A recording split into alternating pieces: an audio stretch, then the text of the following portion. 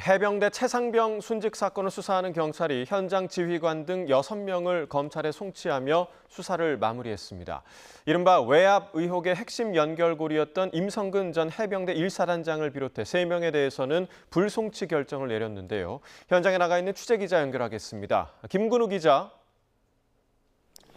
네, 경북경찰청에 나와 있습니다. 네, 경찰의 수사 결과 자세히 설명해 주시죠.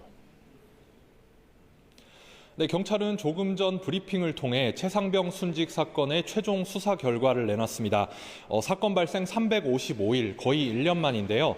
현장 대대장 등 6명을 업무상 과실치사 혐의로 검찰에 송치하고 임성근 전 1사단장 등 3명은 송치하지 않기로 결정했습니다.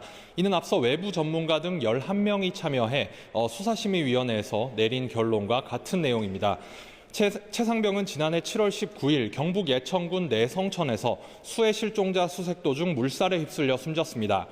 이후 경찰은 최상병의 순직 원인이 무엇이고 책임은 어디에 있는지를 수사해 왔는데요.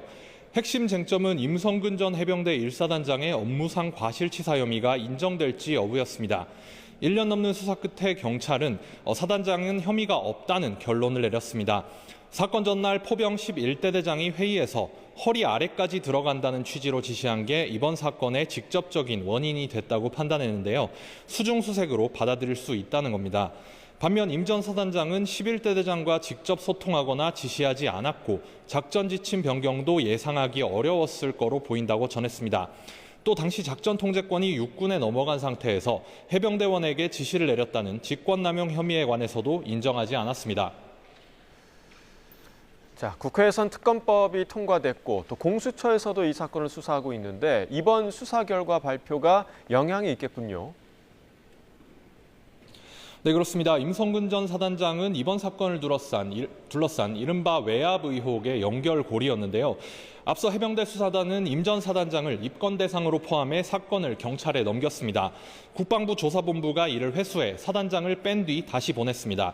이 과정에서 외압이 있었다는 의혹에 관해선 공수처가 수사하고 있고 국회가 통과시킨 특검법의 핵심도 같습니다. 임 전 사단장의 혐의 여부가 해병대 수사단의 애초 결정이 맞았는지를 판단할 연결고리인 만큼 이번 수사 결과가 상당한 여파를 미칠 것으로 보입니다. 임 전 사단장의 불송치 결정이 나오자 최상병의 소속 대대장이었던 이용민 중령 측은 경찰 수사 결과를 신뢰할 수 없다며 김철민 경북경찰청장을 공수처에 고발하고 모든 수사를 중단한 뒤 관련 사건을 공수처로 이첩할 것을 요구했는데요.